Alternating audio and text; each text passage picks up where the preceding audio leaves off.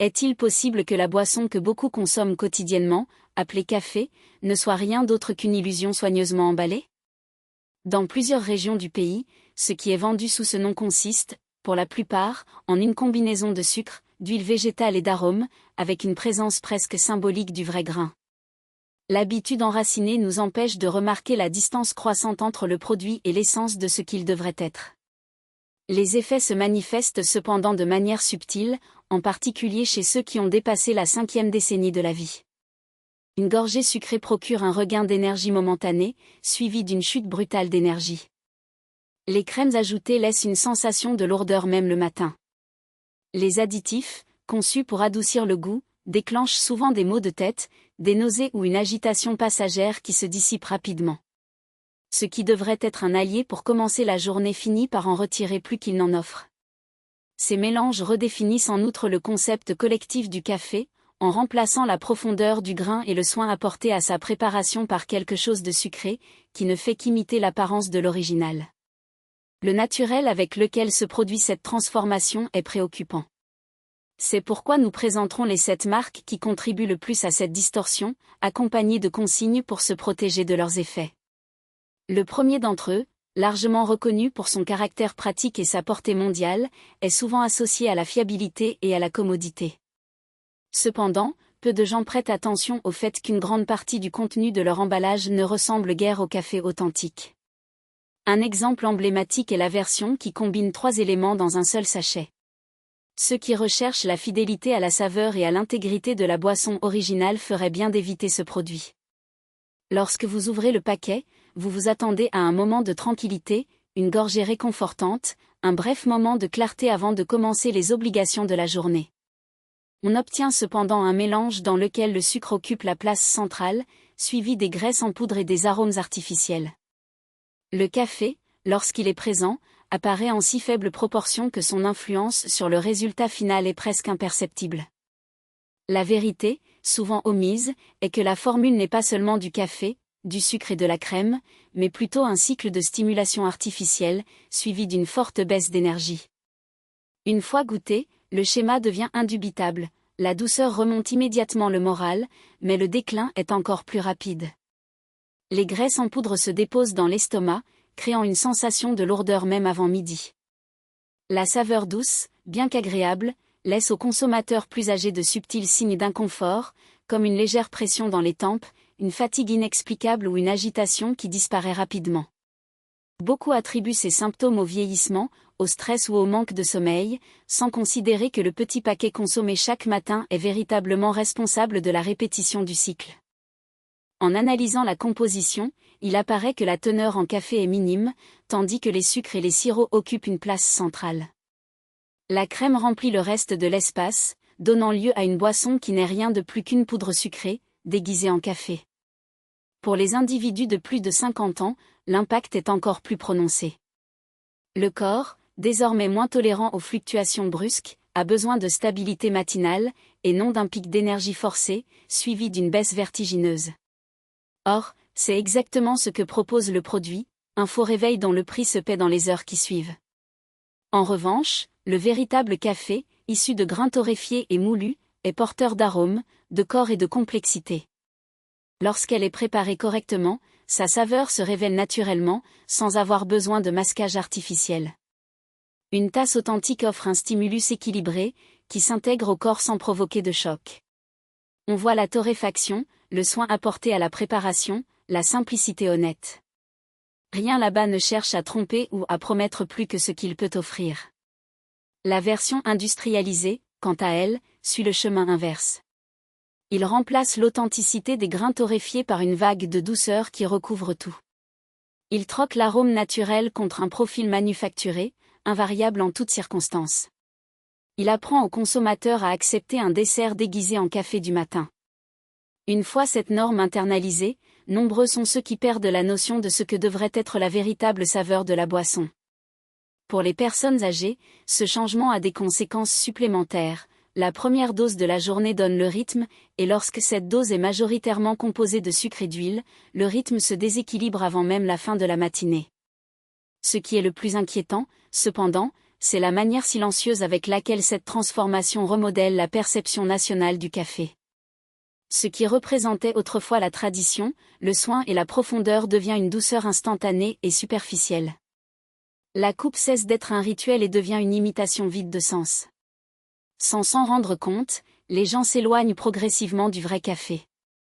L'ironie réside dans le fait qu'une entreprise réputée pour la diffusion du café finit par commercialiser un produit qui peut à peine être classé comme tel. Et si cela est déjà décourageant, l'exemple suivant s'avère encore plus inquiétant. Une autre marque, souvent associée à une expérience fluide et inoffensive, séduit les consommateurs par la facilité avec laquelle elle est consommée. Sa saveur légèrement sucrée et sa texture agréable donnent la fausse impression d'un choix léger et bienfaisant.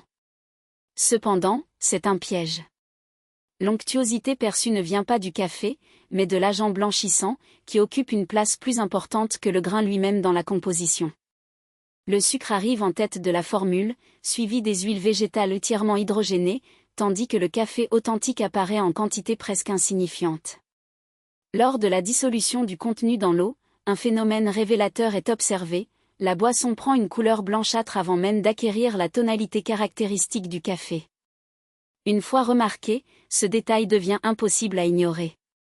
Le blanchisseur se dissout rapidement, recouvrant la langue et réduisant toute rugosité.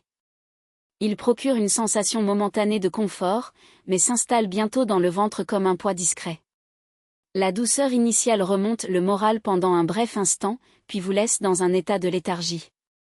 Les consommateurs plus âgés souffrent le plus de cet effet, un éclair d'énergie, suivi d'une fatigue et d'une sensation de lourdeur qui persiste sous les côtes longtemps après que la tasse ait été vidée. Il ne s'agit pas d'une conséquence naturelle du vieillissement, mais plutôt du résultat prévisible de la formule utilisée. L'enjeu central réside dans l'utilisation d'huiles entièrement hydrogénées, des graisses industrielles conçues pour rester solides et stables pendant de longues périodes. Une fois ingérées, leur digestion est lente, surchargeant l'organisme.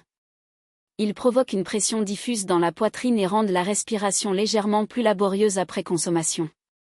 Au fil du temps, ces effets franchissent le seuil d'un inconfort occasionnel. Des études montrent qu'une consommation prolongée de graisses industrielles est associée à une augmentation des taux de cholestérol nocif et à un risque accru de maladies cardiovasculaires. Les autorités de santé publique du Royaume-Uni et d'autres pays préviennent que les régimes alimentaires riches en ces composants contribuent de manière significative à l'incidence des problèmes cardiaques. L'Organisation mondiale de la santé attire depuis des années l'attention sur le rôle de ces graisses dans le nombre élevé de décès liés aux maladies cardiovasculaires dans le monde. Pour les personnes de plus de 50 ans, les risques sont encore plus grands, car les artères, déjà moins flexibles en raison du vieillissement, deviennent plus susceptibles d'être endommagées. Une élasticité vasculaire plus faible augmente la surcharge, ce qui fait que chaque cupule inadéquate exerce un impact plus prononcé. Le sucre, à son tour, aggrave la situation. Il procure un stimulus éphémère, suivi d'une chute brutale de l'énergie. Le consommateur se sent éveillé quelques instants, mais est vite envahi par un épuisement prématuré. La faim apparaît avant l'heure habituelle, car l'effondrement énergétique précède même le déjeuner. Le café devrait offrir de la stabilité, mais cette version provoque des fluctuations, laissant l'individu dans un état inférieur à celui initial. En la comparant avec la marque mentionnée précédemment, il est clair que, au moins dans cette dernière, il reste encore une trace visible du grain. Dans le second, même cela n'est pas préservé. Volume. C'est exactement la sensation laissée par le mélange, le cacao, dans sa version la plus artificielle, non seulement domine, mais annule toute trace de ce qui devrait être le protagoniste. Cette proportion déséquilibrée révèle une stratégie claire, cacher la fragilité du café sous des couches de douceur et d'onctuosité, comme si la qualité pouvait être masquée par l'intensité de la saveur. Cependant, l'effet est inverse. Le palais, d'abord trompé par la promesse d'un équilibre classique, s'aperçoit vite du manque de profondeur. Il n'y a pas de corps, pas de persistance, juste un doux sillage qui se dissipe avant même que la première gorgée ne soit terminée. Le problème s'aggrave lorsqu'on considère l'impact physiologique. La combinaison de sucre raffiné et de graisse végétale hydrogénée, présente en quantité excessive dans la formule, déclenche une réponse métabolique immédiate, mais de courte durée. L'augmentation brutale de la glycémie est suivie d'une baisse tout aussi rapide, laissant l'organisme dans un état de léthargie qui contraste avec la fonction stimulante supposée du produit. Pour les consommateurs au-delà d'une certaine tranche d'âge, l'effet est encore plus prononcé, la sensation de fatigue s'installe avec une plus grande intensité, accompagnée d'une irritabilité diffuse, comme si le corps réagissait non pas à un café, mais à un aliment transformé dont le seul but est de générer une dépendance. Il y a aussi une dimension symbolique dans cette distorsion. Moka, dans sa conception originale, représente une synthèse harmonieuse entre deux éléments, le café et le chocolat, chacun préservant son identité sans dominer l'autre. La version industrialisée bouleverse cependant cette logique. Le cacao, au lieu de compléter, étouffe, le café, au lieu de le soutenir, disparaît. Le résultat n'est pas une boisson, mais une caricature, un produit qui se vend comme étant sophistiqué, mais qui, en pratique, réduit la complexité du moka à une formule simpliste, où l'excès d'un composant annule la présence de l'autre. Cette approche ne se limite pas au goût. Cela reflète une tendance plus large dans l'industrie des aliments instantanés, le remplacement de l'authenticité par la commodité, de la qualité par l'apparence. Le consommateur, attiré par les emballages qui évoquent l'élégance et la praticité, finit par recevoir un produit qui, par essence, est un déni de ce qu'il devrait être. Il n'y a aucun respect pour l'ingrédient, ni pour la tradition qui l'entoure. Il existe en effet une tentative de reproduire, de manière massive et bon marché, quelque chose qui, à l'origine, exigeait soin et proportion. Et c'est précisément ce manque de proportion qui rend Esco-Mocha particulièrement frustrant. Dans le vrai café, même sucré, l'équilibre des saveurs est perceptible. Le chocolat, bien utilisé, ne concurrence pas le café, il l'améliore, créant une expérience sensorielle cohérente. Mais ici, on observe une inversion des rôles. Le cacao, dans sa version la plus artificielle, non seulement s'impose, mais devient le seul élément reconnaissable. Le café, quant à lui, est réduit à un simple rôle secondaire, presque un accessoire, comme si sa présence était un détail superflu. L'ironie est qu'en essayant de simplifier le moka, l'industrie le complique. Au lieu d'offrir une alternative abordable à une boisson traditionnelle, elle crée un produit qui, en plus de ne pas remplir sa fonction initiale, génère également des effets secondaires indésirables. Faim précoce, sensation de lourdeur dans l'estomac, fluctuation d'énergie, tous ces symptômes sont les conséquences directes d'une formule qui privilégie le profit plutôt que l'expérience du consommateur. Et pourtant, le cycle se perpétue, attiré par la promesse d'un café rapide et savoureux, nombreux sont ceux qui continuent à en consommer, sans se rendre compte qu'ils n'ingèrent en réalité guère plus que du sucre et des graisses déguisées en boisson. Des niveaux élevés de cholestérol LDL, en plus de contribuer au processus inflammatoire dans l'organisme. Des études épidémiologiques associent la consommation fréquente de ce type de graisse végétale à un risque plus élevé de maladies cardiovasculaires, notamment dans les populations présentant une prédisposition génétique ou des antécédents familiaux de dyslipidémie. La combinaison de sucre raffiné et d'huile de palme dans des proportions aussi élevées déforme non seulement le profil nutritionnel de la boisson, mais altère également sa digestion. Une viscosité excessive retarde la vidange gastrique, prolongeant la sensation de lourdeur et d'inconfort abdominal, tandis que l'absence de fibres ou de nutriments régulateurs accentue le pic glycémique initial, suivi d'une chute brutale qui déclenche fatigue et irritabilité. Le plus inquiétant réside cependant dans la stratégie de masquage adoptée par la formule. L'arôme artificiel, bien qu'intense, n'est rien d'autre qu'une illusion sensorielle, destinée à compenser la rareté du véritable café. Cette approche révèle une logique de production qui privilégie la perception immédiate au détriment de la qualité intrinsèque. Le consommateur est amené à croire qu'il boit une boisson robuste, alors qu'en réalité il reçoit un composé chimique peu complexe. La présence d'additifs tels que la maltodextrine et les arômes synthétiques, courants dans les mélanges de ce type, renforce cette dynamique, créant une expérience gustative qui s'épuise en quelques minutes, ne laissant qu'un résidu de douceur artificielle et un vide que le corps interprète comme une faim. Le produit persiste néanmoins sur le marché, soutenu par une combinaison de prix abordables et d'un marketing agressif. Dans les régions où l'accès à un café de qualité est limité, le mélange 3 en 1 se présente comme une solution pratique, quoique trompeuse. Son attrait réside dans la commodité, non dans l'excellence, et dans la promesse d'un effet stimulant rapide, mais éphémère. Cependant, le coût réel de cette praticité transcende la valeur monétaire, il réside dans l'érosion progressive des attentes des consommateurs, qui commencent à associer le café à une expérience artificielle, dénuée de nuances et de tout rapport avec la tradition ou l'art de la préparation. Lorsque l'industrie normalise les formules qui remplacent les ingrédients naturels par des substituts et des additifs bon marché, cela compromet non seulement le goût, mais redéfinit également ce que le public considère comme acceptable voire souhaitable dans une boisson. Et c'est précisément cette redéfinition qui rend des produits comme Café Asia 3 en ainsi révélateurs. Ce ne sont pas seulement des exemples de mauvaise qualité, ce sont les symptômes d'un modèle de production qui traite le café comme un produit jetable, un moyen de profit rapide plutôt qu'un produit qui mérite soin et intégrité. Le manque de transparence dans la composition avec des étiquettes qui omettent souvent des détails sur l'origine des ingrédients ou la proportion réelle de café renforce cette logique, laissant les consommateurs mal informés et vulnérables face à des choix qui, à long terme, peuvent affecter leur santé et leur goût. Dans ce contexte, le mix 3 en 1 n'est pas seulement une mauvaise boisson, c'est le reflet de la façon dont l'industrie peut déformer même les produits les plus simples, les transformant en quelque chose qui, bien que familier, ne ressemble plus du tout à son essence originale. Plusieurs enquêtes épidémiologiques réalisées en Asie du Sud-Est démontrent une corrélation constante entre la consommation régulière de crème à base d'huile de palme, l'ingrédient central de ces sachets, et une surcharge cardiovasculaire accrue chez les personnes âgées. Toutefois, le produit en question considère l'huile de palme non pas comme un composant accessoire, mais comme le protagoniste absolu de sa formulation. Alors que des marques comme Nescafé et Starbucks utilisent des crèmes laitières ou des alternatives végétales dans leurs versions instantanées, Café Asia élève l'onctuosité au rang de stratégie sensorielle délibérée.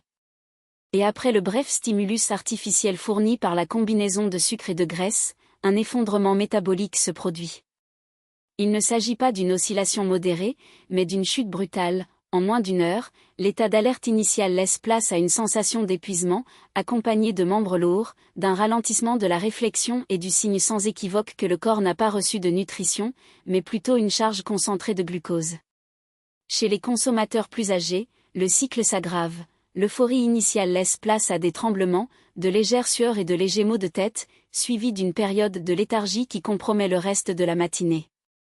Il ne s'agit pas d'un effet naturel du vieillissement, mais d'une conséquence directe de l'ingénierie des formulations. Et pourtant, Café Asia insiste pour commercialiser son produit comme une option forte. Fort en quoi? En concentration de sucre? En matière grasse? Dans l'arôme artificiel qui s'efforce d'imiter le café torréfié? La véritable force ne réside pas dans l'ajout inconsidéré de douceur et de lipides, mais dans l'intégrité des grains. Comme ce mélange contient une quantité négligeable de café, il compense la carence par une agression sensorielle. Il faut donc aborder le sujet avec franchise, contrairement aux marques qui se présentent comme premium comme Starbucks ou qui masquent leurs limites avec des additifs chocolatés comme le mocha de Tesco. Café Asia adopte une stratégie différente, elle crie. Douceur rauque, aroma exagéré, effondrement métabolique bruyant. Tout est bruyant parce que rien n'est authentique. Il s'agit de la version instantanée d'une personne qui élève la voix dans une pièce pour masquer l'absence de contenu pertinent. Et, fait intéressant, certains consommateurs interprètent cette intensité artificielle comme de l'énergie. Waouh, ça me réveille, disent-ils. Non, ne te réveille pas. Il provoque un choc momentané puis laisse l'organisme livré à lui-même. La véritable énergie se construit progressivement, celui-ci explose et s'éteint. Il suffit de consommer le produit pendant une semaine pour voir combien de matinées sont marquées par la faim, des tremblements ou de l'irritabilité avant même le déjeuner. L'erreur culturelle ici est simple, Café Asia se présente comme audacieux, mais l'audace présuppose la stabilité, la complexité des saveurs et l'intentionnalité. Le sachet n'offre rien de tout cela, à leur place, il offre vitesse et chaos, deux éléments dont aucun consommateur mature n'a besoin. Voilà donc la réalité qui s'impose dans notre analyse. Jusqu'à présent, nous avons examiné la douceur déguisée en mousse de café, la texture camouflée en chocolat et le confort artificiellement induit. Désormais, nous sommes confrontés à une intensité sonore masquée par la vigueur. Et, avant de continuer, une dernière observation s'impose, Café Asia, malgré ses limites évidentes, ne représente toujours pas le point le plus bas de cette échelle.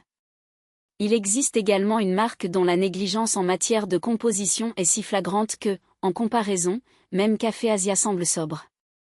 On atteint ainsi la 7e place, l'Aldi Alcaf 3 en 1. Il est impératif de préciser d'emblée qu'Aldi Alcaf 3 en 1 n'est pas du café. Il ne s'en rapproche pas, il ne ressemble pas, il ne partage même pas l'esprit ou l'effet de la boisson qu'il prétend représenter. C'est le bas de l'échelle, le niveau de norme le plus bas et l'extrême de tout ce qui a été discuté jusqu'à présent. Toutes les marques analysées précédemment, aussi douteuses soient-elles, simulaient au moins une certaine relation avec le café. Alcaf ne s'en soucie même pas.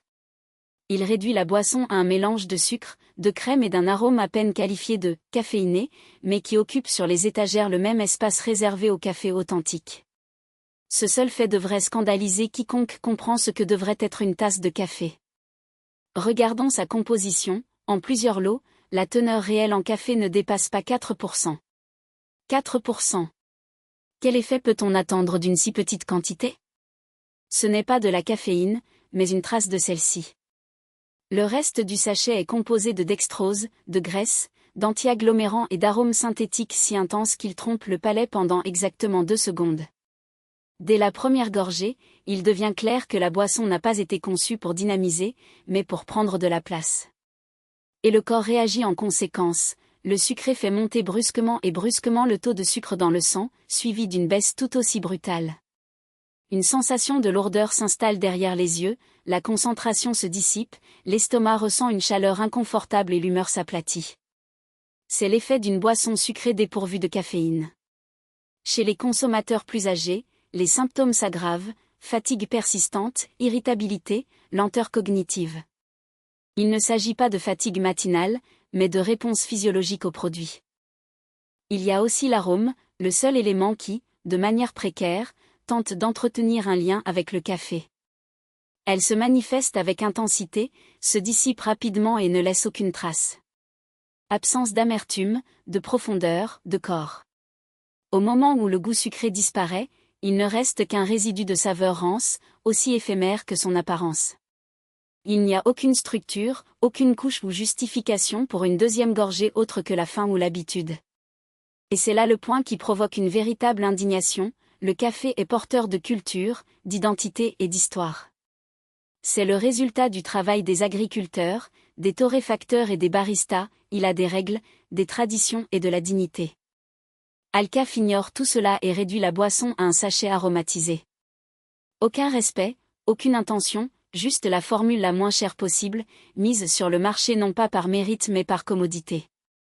Pour être encore plus explicite, j'ai essayé ce produit. Pas une, mais plusieurs fois, suffisamment pour identifier une tendance. La première gorgée est du sucre, le second, toujours sans café. À mi-chemin de la tasse, vous remarquez que votre bouche est recouverte d'un film, votre esprit est légèrement engourdi. En fin de compte, le seul sentiment qui persiste est le regret, un véritable regret, car rien dans l'expérience ne me rappelle le café, et tout dans le résultat confirme que cela ne valait pas les calories, le temps ou l'attente. La frustration qui s'ensuit est encore plus profonde. J'ai consacré ma vie au café, du vrai café, et être témoin de sa réduction à cette coquille vide est épuisant. On peut se tromper sur la mousse, l'équilibre, la douceur, cela fait partie du processus. Mais ce que fait Alcaf, c'est abandonner complètement l'idée du café. Si les autres marques de cette liste ont été décevantes, celle-ci est irrespectueuse. Et c'est pourquoi ce segment met fin à l'analyse, non pas parce qu'il est le plus bruyant ou le moins bon au goût, mais parce qu'il abdique complètement l'identité du café. Une fois qu'un produit dépasse cette limite, il n'y a plus rien à défendre. Maintenant, il faut le dire clairement, à ce stade, nous partageons probablement la même conclusion. Il ne semble plus y avoir de café de qualité. Tout semble compromis, frelaté. Cependant, le café authentique existe toujours, il exige juste quelque chose de notre part, un peu de patience, une certaine tolérance, surtout, de la conscience. C'est pourquoi, avant de conclure, je vais vous montrer exactement comment choisir un très bon café. Réparons cela de façon permanente. Avant de poursuivre, il est essentiel d'établir une distinction sans équivoque. Café instantané et café frais ne sont pas équivalents. Si vous avez le temps, l'envie et surtout le respect pour ce qui constitue une tasse authentique, optez pour le frais. Grains fraîchement torréfiés, fraîchement moulus, préparés sur commande. Les versions transformées ne sont pas comparables ni en saveur, ni en effet, ni en qualité. Aucune négociation n'est possible à cet égard. Pourtant, la vie est pratique, tout le monde n'a pas le temps de moudre des grains à 6 heures du matin, et tout le monde n'a pas non plus de machine à la maison. Beaucoup comptent sur la commodité, et c'est parfaitement compréhensible. Par conséquent, si l'option concerne le café emballé, qu'il s'agisse de poudre pure ou de version 3 en 1, voici le seul guide dont vous avez besoin. En suivant ces lignes directrices, il sera possible d'éviter la plupart des problèmes qui ont relégué au discrédit les marques analysées. La première règle est de vérifier le pourcentage de café. Tout produit de café instantané pur avec une concentration inférieure à 70% est déjà insuffisant. Dans le cas des versions 3 en 1, les tarifs inférieurs à 50% sont inacceptables. Ces chiffres ne sont pas arbitraires, ils révèlent avec précision la proportion réelle de café présente dans la boisson. Lorsque l'ingrédient principal apparaît en position secondaire sur la liste, le consommateur achète en fait un simple additif, dépourvu de saveur, de caféine ou de qualité. Dans ce cas, la recommandation est claire, jetez le produit. La deuxième règle nécessite de faire attention à la teneur en sucre. Si cet ingrédient figure parmi les 2 premiers éléments de la composition, le produit doit être immédiatement remis en rayon. Ce qui est vendu, dans ce cas, n'est pas du café, mais une boisson sucrée avec des traces résiduelles du grain. Une consommation excessive de sucre courante dans des marques comme Sacha provoque des fluctuations d'énergie, des changements d'humeur et le fameux « crash » matinal, souvent attribué à tort au vieillissement. La solution réside dans la priorité aux mélanges dans lesquels le café, et non le sucre, occupe une place prépondérante. La troisième règle concerne la crème utilisée. De nombreuses industries optent pour des crèmes à base d'huile de palmiste, un choix justifié par leur faible coût, leur stabilité et leur facilité de conservation, mais dont les effets sur l'organisme sont notamment négatifs, sensation de lourdeur, lenteur digestive et inconfort général. La présence de graisse hydrogénée, en particulier, doit être considérée comme un facteur éliminatoire. En l'absence d'indication explicite concernant le lait en poudre, le pire des cas est retenu. Les crèmes de qualité sont formulées simplement, ceux de mauvaise qualité, à leur tour, affichent une liste de composants inutilement longue. Tout produit contenant de la crème non laitière hydrogénée ou de l'huile de palme dans sa composition doit être évité. La quatrième règle impose une limite au nombre d'additifs. Le café, par essence, ne nécessite pas une énumération infinie de composés chimiques. Lorsque la liste des ingrédients dépasse 6 ou 8 éléments, il y a lieu de se méfier. Agents anti-humectants, stabilisants, agents moussants, arômes artificiels et exhausteurs de goût sont des ressources utilisées pour masquer la mauvaise qualité du grain. Un excellent produit n'a rien à cacher et ne recourt donc pas à des subterfuges chimiques. Les listes trop longues doivent être interprétées comme des signes d'avertissement. La cinquième règle met l'accent sur la transparence. Des entreprises sérieuses fournissent des informations détaillées sur le niveau de torréfaction, la variété du grain, dans certains cas, même son origine. Les marques de qualité douteuses restent en revanche volontairement vagues.